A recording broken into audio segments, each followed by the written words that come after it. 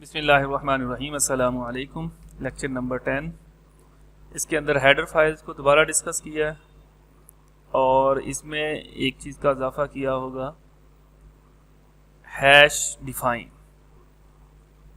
Hash के साथ include करवाते हैं तो फाइल कोई साथ इंक्लूड करवा दी जाती है, और अगर कोई चीज़ हमने वहीं पे डिफ़ाइन करवानी है तो हैश डिफ़ाइन करेंगे और फिर पाई कोई सी भी वैल्यू दे दी तो वो पूरी एप्लीकेशन के लिए, पूरी फाइल के लिए कहीं पे भी उसको यूटिलाइज कर, जिस तरह इंक्लूड करवा रहे हैं इसी तरह इस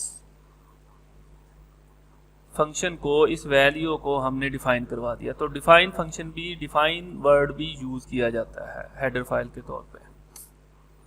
स्कोप ऑफ आइडेंटिफायर। आइडेंटिफायर किसे कहते हैं? वेरिएबल को। जो वेरिएबल डिक्लेयर करते हैं ना इन टेक्स्ट, उसका स्कोप कहाँ तक है, स्कोप से क्या मुराद होगा, कहाँ तक उसकी वैल्यू को यूटिलाइज किया जा सकता है। तो इसके तीन मुख्तलिफ किस्म के लेवल हैं। पहला, अगर इसको किसी फंक्शन के अंदर यूज किया गया है तो उसका स्कोप वहीं तक है। जब हम इंट एन करते हैं, यूं समझे वेरिएबल या आइडेंटिफायर पैदा हो गया और उसकी लाइफ कितनी है, कब वो मर जाएगा, वो इसके बाहर उसकी जिंदगी नहीं है। जब फंक्शन कॉल हुआ तो ये बना, जब फंक्शन ने वैल्यू रिटर्न कर दिया तो ये खत्म हो गया।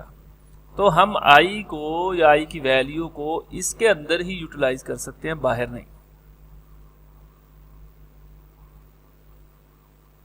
कंपाइल टाइम एरर दे रहा है। i+4 करेंगे क्योंकि आई उस फंक्शन के अंदर था, इसमें नहीं है।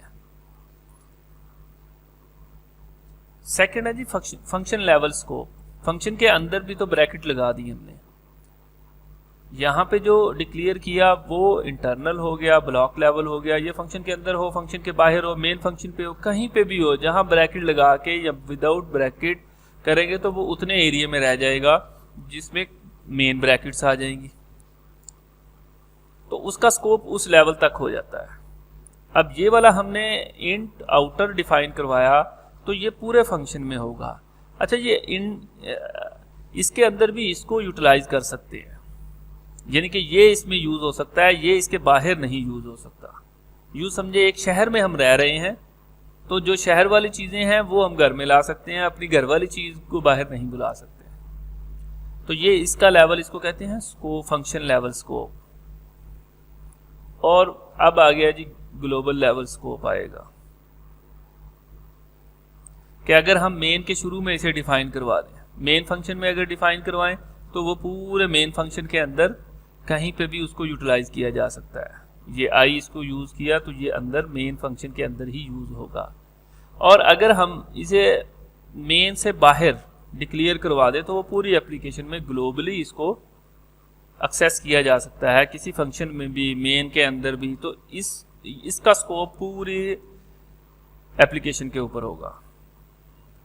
फंक्शन को कॉल करने के दो मेथड हैं। फंक्शन कॉलिंग क्या कहा जाता है कि ये हमने जो फंक्शन बनाया है f, इसको बुलाएंगे कैसे? f के नाम से ही बुलाएंगे।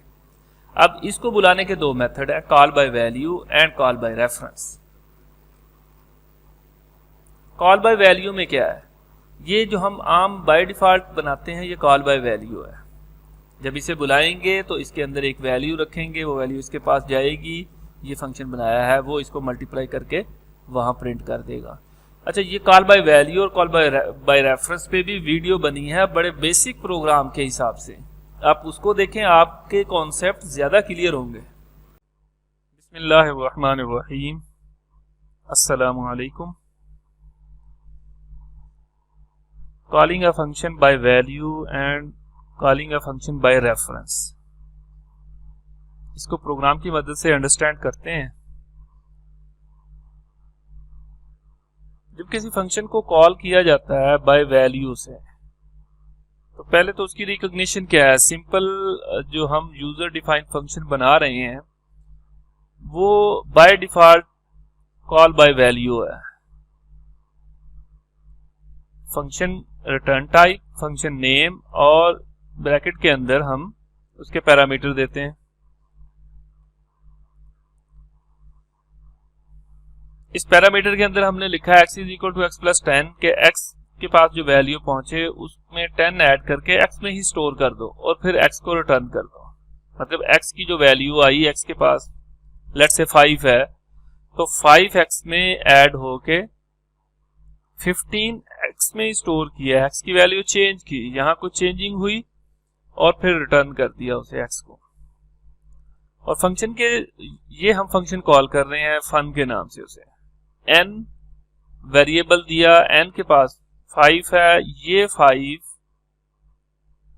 x के पास जाएगा, x की वैल्यू 15 है और n 5 है।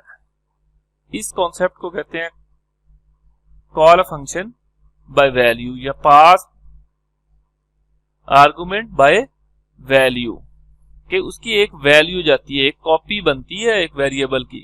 n एक डिफरेंट वेरिएबल है, x एक डिफरेंट वेरिएबल होगा। अब इसका कंपैरिजन करते हैं हम calling a function by reference. Calling a function by reference में फर्क क्या है?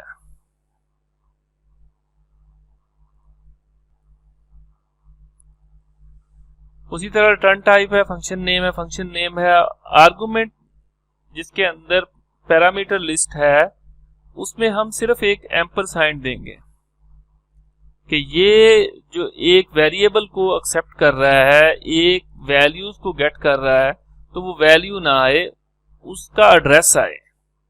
तो एम्परसाइंड इंडिकेट करता है कि ये फंक्शन जो बना है ये कॉल बाय रेफरेंस से है।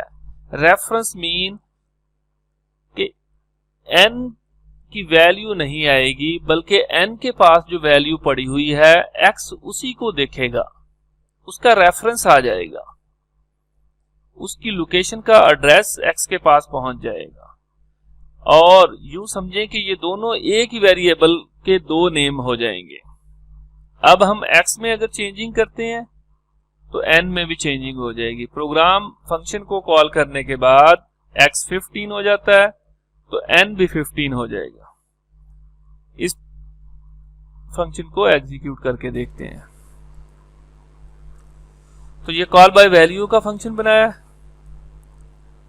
प्रोग्राम है एक, वही इंट रिटर्न टाइप फन के नाम से एक हमने वेरिएबल बनाया, एक फंक्शन बनाया और उसी तरह उसको वैल्यू दे दी और x is equal to x+10 और x को रिटर्न कर दो। मेन के अंदर हमने एक वैल्यू दी 5n को, इनपुट करवा के भी रखी जा सकती है। मकसद हमारी इसकी एग्जीक्यूशन को अंडरस्टैंड करना है। तो 5 के ऊपर हमने फिर क्या किया, फन को कॉल किया और n की वैल्यू उसके अंदर रखी। तो ये फंक्शन जब एग्जीक्यूट होगा, इसने x की वैल्यू चेंज की और वापसी हमें x रिटर्न कर दिया, वो वैल्यू यहां प्रिंट हो जाएगी। और फिर हमने n को प्रिंट करके देखा कि उसमें कोई चेंजिंग हुई है या नहीं, क्योंकि वो ये डिफरेंट वेरिएबल है, x अलग है, n अलग है, इसलिए x की वैल्यू तो 15 हो गई है जबकि हमारे पास n 5 ही है। सेकंड प्रोग्राम बाय रेफरेंस के साथ है,